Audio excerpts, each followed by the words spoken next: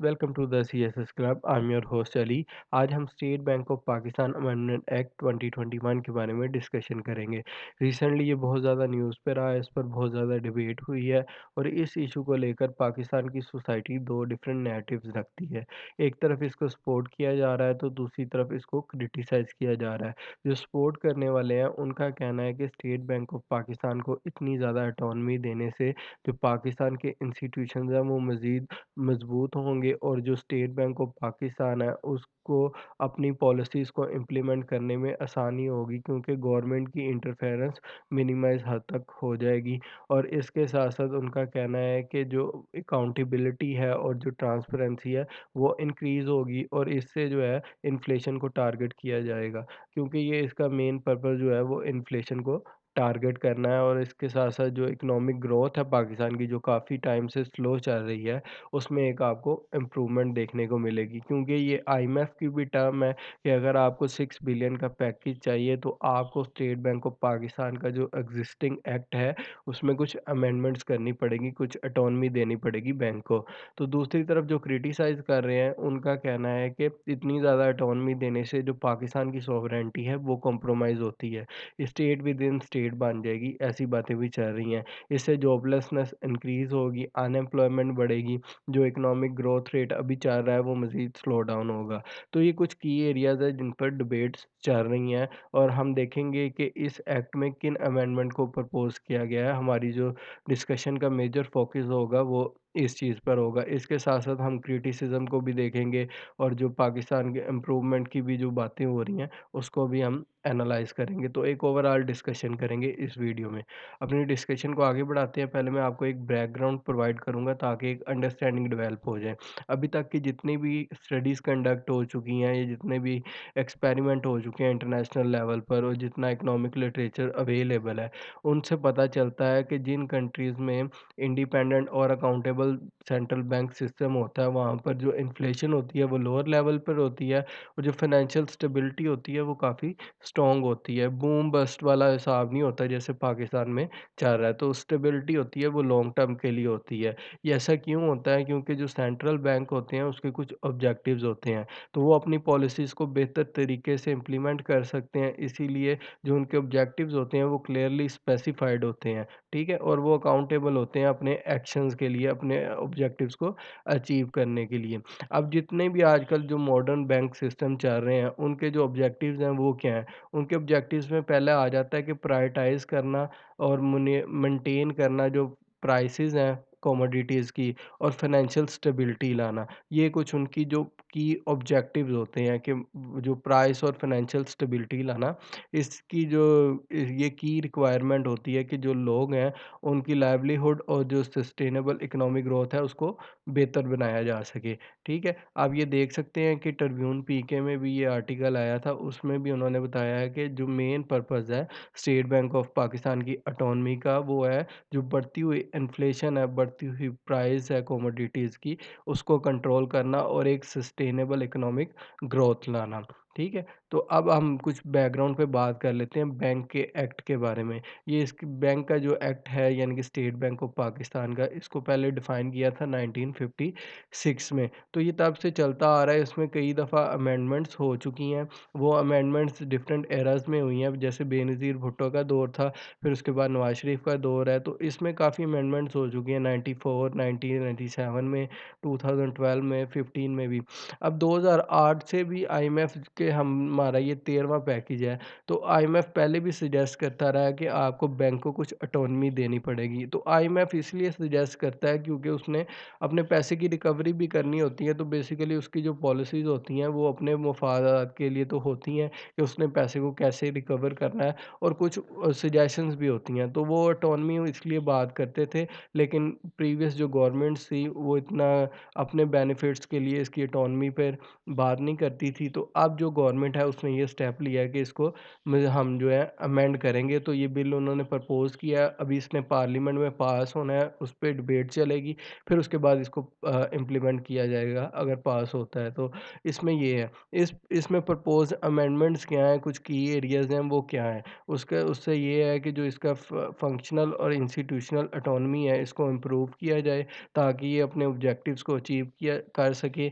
इसके साथ-साथ जो अकाउंटेबिलिटी है उसको मज़ीद मज़बूत किया जा सके, और इसके साथ-साथ जो ये अमेंडमेंट्स हैं ये इसीलिए की जा रही हैं ताकि जो पाकिस्तान की फ़ाइनेंशियल स्टेबिलिटी है उसको स्ट्रॉन्ग किया जा सके, उसको बढ़ाया जा सके और इन्फ्लेशन को टारगेट किया जा सके। तो मेन पर्पज़ जो है वो इन्फ्लेशन टारगेटिंग है। तो इसको प्रपोज़ किया गया है इंटरनेशनल अभी तक जितने भी एक्सपीरियंस हैं उनको देखते हुए, और पाकिस्तान की जो ग्राउंड रियलिटीज़ हैं उनको भी नज़र में रखा हुआ है, उसके मुताबिक इस अमेंडमेंट को प्रपोज़ किया है। आप ये अरब न्यूज़ का आर्टिकल देख सकते हैं कि IMF wants state bank of Pakistan amendment act 2020 approve from parliament.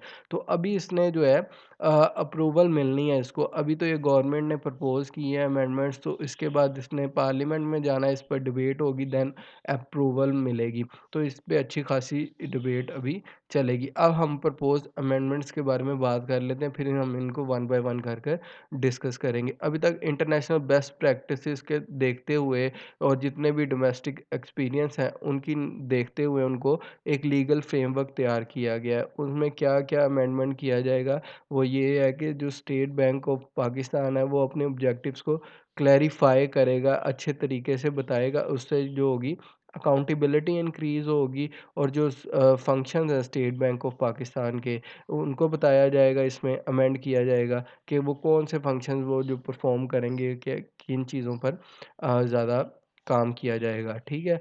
और फाइनेंशियल रिसोर्सेज़ हैं उनकी जो पहले जितने फाइनेंशियल रिसोर्सेज़ थे उसको इंक्रीज़ कर दिया जाएगा, प्रोवाइड कर दिया जाएगा, जितने भी फाइनेंशियल रिसोर्सेज़ बैंक को चाहिए अपने ऑब्जेक्टिव्स को अचीव करने के लिए उसको इंक्रीज़ कर दिया जाएगा। उसके साथ-साथ जो फंक्शनल और एडमिनिस्ट्रेटिव ऑटोनॉमी है उसको बढ़ा दिया जाएगा, ट्रांसपेरेंसी को इम्प्रूव किया जाएगा, और उसके साथ-साथ जो अकाउंटेबिलिटी है उसको मज़ीद स्ट्रेंथन किया जाएगा। तो ये कुछ प्रपोज़्ड अमेंडमेंट्स हैं जो कि स्टेट बैंक ऑफ पाकिस्तान की वेबसाइट पर भी अवेलेबल हैं। तो ये मैंने वहाँ से ही ली हैं बेसिकली। तो इनमें इन की एरियाज़ पर जो है अभी तक काम किया जाएगा। अकाउंटेबिलिटी को इंक्रीज़ किया जाएगा, और उसके जो फंक्शंस हैं, ऑब्जेक्टिव्स हैं उनको क्लैरिफ़ाई किया जाएगा, और उसके साथ-साथ जो नेसेसरी फाइनेंशियल रिसोर्सेज़ होते हैं उसकी जो पहले जितनी एलोकेशन होती थी उसको मज़ीद इंक्रीज़ कर दिया जाएगा, और जो उसकी फंक्शनल और एडमिनिस्ट्रेटिव ऑटोनॉमी है उसको बढ़ा दिया जाएगा, और ट्रांसपेरेंसी भी इससे इम्प्रूव होगी। तो ये कुछ प्रपोज़ अमेंडमेंट्स हैं, इनको हम वन बाय वन करके डिस्कशन का पार्ट बनाते हैं। सबसे पहले आप देखेंगे इसका मेन पर्पस क्या है, ठीक है? तो पहले प्रपोज़ ये किया गया है, इसका प्राइमरी ऑब्जेक्टिव है कि जो डोमेस्टिक प्राइस है उसकी स्टेबिलिटी लाना, यानी कि जैसे मैंने आपको बताया कि इन्फ्लेशन टारगेटिंग करना। उसके सेकेंडरी ऑब्जेक्टिव है कि फाइनेंशियल स्टेबिलिटी आएगी, और टेरिटरी ऑब्जेक्टिव इसका है कि गवर्नमेंट को सपोर्ट मिलेगी, ठीक है? गवर्नमेंट की जो इकोनॉमिक पॉलिसीज़ होती हैं उनकी मज़ीद डेवलपमेंट के लिए और यूटिलाइजेशन रिसोर्सेज़ की यूटिलाइजेशन करने में ये गवर्नमेंट की सपोर्ट मुहैया करेगी। आपको पता है कि पाकिस्तान की जो इन्फ्लेशन है वो अभी काफ़ी इंक्रीज़ हो रही है, डे बाय डे इंक्रीज़ हो रही है। तो ऑटोनॉमी देने से जो मॉनेटरी पॉलिसीज़ होती हैं ना वो बेहतर अंदाज से काम करती हैं, और जो गवर्नमेंट की इंटरफेरेंस है वो कम हो जाती है। अब इसको इन्फ्लेशन अगर टारगेटिंग के लिए यूज़ किया जाएगा तो आप देखेंगे कि अगर पाकिस्तान की इन्फ्लेशन अभी 10 से 11 पर है तो वो मिनिमाइज़ हो जाएगी, तकरीबन 6 या 7 पर आ जाती है, तो ऑटोमेटिकली जो कमोडिटी की प्राइसेस हैं वो कम होगी, और पाकिस्तान जो लोन लेता है उसमें भी बोरिंग भी हमारी जो कॉस्ट है वो भी कम होगी, तो उससे जो इन्वेस्टमेंट है ऑटोमेटिकली इंक्रीज़ होगी, तो ऑटोमेटिकली जो है स्ट्रेंथन होगी आपकी जो प्राइस स्टेबिलिटी आएगी, फाइनेंशियल स्टेबिलिटी आएगी। उसके बाद आप देखेंगे कि क्वास फिजिकल ऑपरेशंस होते हैं, ये वो ऑपरेशंस होते हैं जो भी बैंक गवर्नमेंट ने ओन किया होता है, या जो भी इंटरप्राइजेज गवर्नमेंट ओन्ड होती है तो वो गवर्नमेंट की पॉलिसीज़ के मुताबिक काम करती है, ठीक है? तो अब प्रेजेंट में क्या है कि जो स्टेट बैंक है वो अभी कैरी आउट कर रहा है क्वाज़र फिजिकल जो ऑपरेशंस है, जिनमें जो है रूरल क्रेडिट होता है, किसी को लोन वगैरह देना, industrial credit, export credit, loan guarantees और हाउसिंग क्रेडिट्स के लिए जो है होता है, वो लोन वगैरह प्रोवाइड करते हैं। यानी कि गवर्नमेंट को जितना पैसा चाहिए होता है, तो वो इनके थ्रू स्टेट बैंक से ले लेती है। लेकिन जो अब प्रपोज़ अमेंडमेंट है, उससे ये कहा गया है कि जो क्वासी फिस्कल ऑपरेशंस होते हैं, ठीक है? उनको एज़ अ मॉनेटरी एक्शंस यानी कि उन्होंने डिफ़ाइन किया है, और जो गवर्नमेंट है उसकी इंटरफेरेंस कम हो जाएगी, उनको डिसकंटिन्यू कर दिया जाएगा कि गवर्नमेंट जो है वो पैसे नहीं ले सकती अब स्टेट बैंक से। अगर गवर्नमेंट को कोई पैसा चाहिए तो गवर्नमेंट ने कहीं लोन देना है, जैसे हाउसिंग स्कीम्स बनानी है, तो जो आईएमएफ की किस्त चुकानी होती थी, तो स्टेट बैंक ऑफ पाकिस्तान से पैसा लिया जाता था। तो अब ये जो क्वासी फिस्कल जो होती हैं ऑपरेशन होते हैं, इनको डिसकंटिन्यू कर दिया जाएगा, लेकिन जो रीफाइनेंसिंग फैसिलिटीज़ हैं, ठीक है? वो अभी सपोर्ट करेंगी, यानी कि वो अभी चलती रहेंगी, ठीक है? तो उसके बाद जो है नैब एंड एफआईए का रोल क्या है इसमें? अभी ये कहा जा रहा है कि इतनी ज़्यादा ऑटोनॉमी देने से स्टेट बैंक ऑफ पाकिस्तान को जो नैब और एफआईए का रोल है, वो मिनिमाइज़ लेवल पर तक हो जाएगा। कोई इंटरफेरेंस नहीं कर सकते, कोई अकाउंटेबिलिटी नहीं हो सकती, लेकिन ऐसा नहीं है। जो डायरेक्ट यानी कि आप उनकी पॉलिसीज़ में इंटरफेरेंस नहीं कर सकते, आप इंडिविजुअल्स पर जो है वो अपनी कार्रवाई की जा सकती है नैब और एफआईए के थ्रू। जो उनकी पॉलिसीज़ को लेके उसको अकाउंटेबल नहीं है, जो स्टेट बैंक ऑफ पाकिस्तान है वो अकाउंटेबल नहीं होगा। प्रपोज़ अमेंडमेंट ये है कि जो सेंट्रल बैंक ऑफिशियल्स हैं, ठीक है? वो अकाउंटेबल रहेंगे नैब और एफआईए और जितनी भी एजेंसीज़ होती हैं उनके तौर पर, ठीक है? और इसके लिए जो है पहले उसको अप्रूवल लेनी पड़ेगी state bank of Pakistan board of directors से, ठीक है? और ये देख लें आप, लिखा हुआ है कि नो एक्शन, इंक्वायरी, इन्वेस्टिगेशन और proceeding will be undertaken by NAB, FIA और प्रोविजनल इन्वेस्टिगेशन जो एजेंसीज ब्यूरोज होते हैं, ठीक है? तो विदाउट जो प्रायर कॉन्सेंट है बोर्ड की, तो डायरेक्ट जो है उसमें वो इंटरफेरेंस नहीं कर सकते। उसके बाद हम देखते हैं कि मैकेनिज़्म क्या होगा कोऑर्डिनेशन के लिए, और गवर्नमेंट जो लोन बोरो करती थी उसके लिए। पहले ये था कि जो ऑथराइज़ या पेड अप कैपिटल था, वो तकरीबन जो था 100 मिलियन रुपीज़ था, जो फाइनेंशियल रिसोर्सेज जो एलोकेट किए जाते थे अपने ऑब्जेक्टिव्स को अचीव करने के लिए बैंक को। लेकिन अब प्रपोज़ ये है कि इसको बढ़ा दिया जाएगा 500 बिलियन तक, और जो अभी पहले इनिशियली तौर पर इसको 100 बिलियन तक ही एलोकेट किया जाएगा, बाद में इसको इंक्रीज़ कर दिया जाएगा, ठीक है? पहले गवर्नमेंट्स क्या करती थी, गवर्नमेंट्स को किसी भी चीज़ के लिए पैसा चाहिए होता था ना, तो वो स्टेट बैंक से नोट छपवा लेती थी, उधर से लोन ले लेती थी। तो सर्कुलेशन ऑफ मनी है ना, वो रुक जाती थी, क्योंकि जितने ज़्यादा नए नोट आते हैं मार्केट में, वो डिमांड और जो कैपेसिटी होती है, ठीक है, उसमें गैप आ जाता है, जिस वजह से जो इकॉनमी है वो ग्रोथ नहीं कर पाती, फाइनेंशियल स्टेबिलिटी नहीं आती। तो गवर्नमेंट्स बहुत ज़्यादा लोन उठा लेती थी बैंक से कहीं पे करने के लिए, इस तरह। जैसे इसहाक डार के दौर में क्या था, उन्होंने बैंक को इनरेगुलर तरीके से, यानी कि बहुत ज़्यादा पैसा कर कर वहाँ पर पैसा डालकर नोट छुपवाए, जिसको डार इकोनॉमिक्स के नेम से भी जाना जाता है। तो जिसकी वजह से क्या था, आर्टिफिशियल डॉलर की प्राइस को कंट्रोल किया जाता था फिर बाद में। तो इसमें क्या था, इसमें अब वो कह रहे हैं कि गवर्नमेंट जो है वो किसी भी किस्म की जो पैसे हैं वो बैंक से नहीं ले सकती, ठीक है?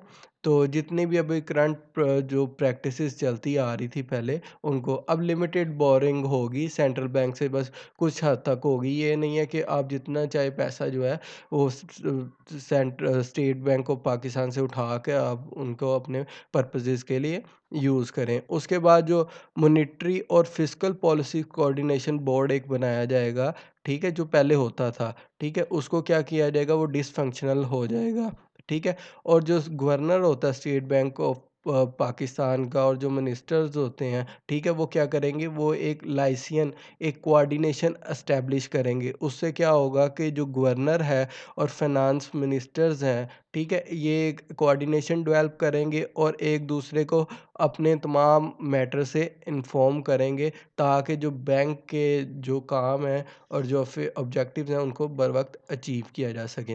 अकाउंटेबिलिटी टू पार्लियामेंट, इसका क्या होगा, पहले जो बोर्ड था वो क्या करता था क्वार्टरली बेसिस पे, ठीक है? वो अपनी रिपोर्ट मजलिस शूरा को यानी कि पार्लियामेंट को इकॉनमी के बारे में बताता था वहाँ पर बताते थे। लेकिन अब क्या है, अब एनुअल रिपोर्ट होगी, पहले क्वार्टरली बेसिस पे थी, अब एनुअल जो गवर्नर होगा, पहले बोर्ड करता था, अब जो गवर्नर है वो पार्लियामेंट में जाएगा और वो बताएगा कि अभी तक के बैंक के जो ऑब्जेक्टिव्स थे, हमने ये टारगेट किया था और ये ऑब्जेक्टिव्स हमने लिए हैं, अचीव कर लिए हैं और ये रहते हैं। तो पॉलिसीज़ जो है उसकी वो अकाउंटेबल होगी पार्लियामेंट में, पार्लियामेंट पे उस पे डिबेट चलेगी, ठीक है? इसमें जो होती हैं मॉनेटरी पॉलिसीज़, स्टेट की इकॉनमी और फाइनेंशियल सिस्टम वगैरह, इस तरह के जो ऑब्जेक्टिव्स होते हैं उनको देखा जाएगा। उसके साथ-साथ जो पार्लियामेंट होगी वो क्या करती हैं, किसी भी जो सीनियर ऑफिशियल्स है उसको कह सकती हैं कि आप यहाँ पर एडिशनल यानी कि टाइम के लिए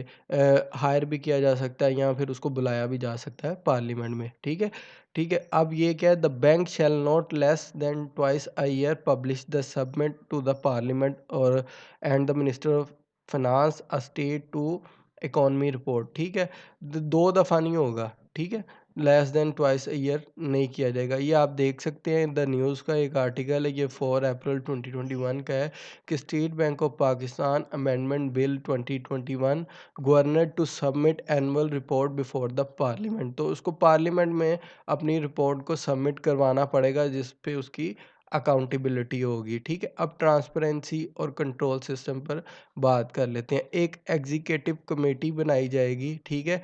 जो पॉलिसीज़ और जो डिसीजंस होते हैं बैंक से रिलेटेड, ठीक है? और जो एडमिनिस्ट्रेटिव और मैनेजमेंट मैटर्स के तौर पर, तो उसको इसके लिए बनाया जाएगा। और उसके साथ-साथ जो ये किन चीज़ों पर बेस करेगी, गवर्नर पर, डिप्टी गवर्नर पर, एग्जीक्यूटिव डायरेक्टर्स और अदर ऑफिशियल जो ज़रूरत होते हैं। तो एग्जीक्यूटिव कमेटी अपने तौर पर जिन भी ऑफिशियल की ज़रूरत होगी उनको देखते हुए बनाई जाएगी। और सिर्फ़ जो गवर्नर और डिप्टी गवर्नर होंगे उनको होगा राइट टू वोट, इसमें मिलेगा। और जो ऑडिटर होगा, एक्सटर्नल ऑडिटर भी जो है वो कमेटी अपने हिसाब से लगा सकती है, ठीक है? अब जो ऑडिट कमेटी बनाई जाएगी वो क्या होगा, 3 और more non executive board members उसमें इंक्लूड किए जाएँगे, ठीक है? जिसमें बोर्ड की रिस्पॉन्सिबिलिटीज़, ड्यूटीज़ और टर्म्स जो है वो बोर्ड तय करेगा कि कैसी टर्म्स होंगी। अब जो चीफ इंटरनल ऑडिटर होता है वो उसको भी बोर्ड की तरफ से एम्प्लॉय किया जाएगा, ठीक है? तो ये जैसे कमेटी रिकमेंड करेगी। अब हम इसकी रेमिफिकेशंस पे बात करते हैं।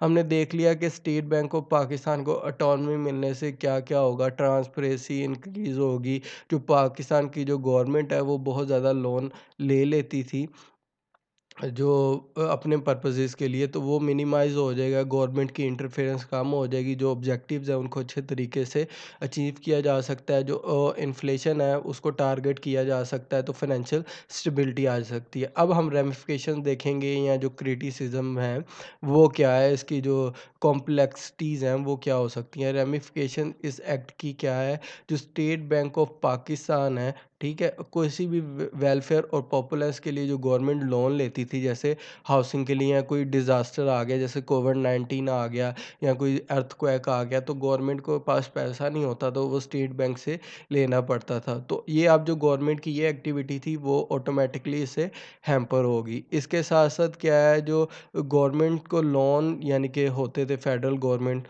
लोन लेती थी स्टेट बैंक ऑफ पाकिस्तान से, ठीक है? वो भी अब लोन नहीं ले सकती। इससे क्या होगा, गवर्नमेंट जो है वो प्राइवेट बैंक से लोन लेगी हायर इंटरेस्ट रेट पे, तो ऑटोमेटिकली जो हमारा लोन है वो मज़ीद बढ़ेगा, ठीक है? और इसके साथ-साथ ये जो एसेट्स हैं स्टेट बैंक को, ये यूज़ किए जाएँगे जो डेट सर्विसिंग होती है जिस तरह के आईएमएफ को, ठीक है? विदाउट एनी कंसेंट और अप्रूवल के, यानी कि फेडरल गवर्नमेंट से पहले परमिशन लेनी पड़ती थी स्टेट बैंक ऑफ पाकिस्तान को किसी भी किस्म की डेट को पे करने के लिए, आईएमएफ को या फिर जो एशियन डेवलपमेंट बैंक या जहाँ से भी हम लोन लेते थे, ठीक है? तो अब क्या होगा, अब किसी की किस्म की परमिशन की ज़रूरत नहीं होगी। अब जो सेंट्रल गवर्नमेंट है वो रिस्पॉन्सिबल होगी कि जो अगर state bank of Pakistan empty हो जाता है, खाली हो जाता है, तो उसको भी गवर्नमेंट ने भरना है, ठीक है? तो ये लिखा है कि will be responsible to fill the account of the state bank if found empty, ठीक है? तो अब जो जो एक्ट है 2021 का, ये सेंट्रल बैंक को जो है वो काफ़ी ज़्यादा ऑटोनॉमी देगा और उसके जो रोल है उसको बढ़ा देगा कि वो प्राइसेस को टारगेट कर सके, फाइनेंशियल स्टेबिलिटी ला सके, ठीक है?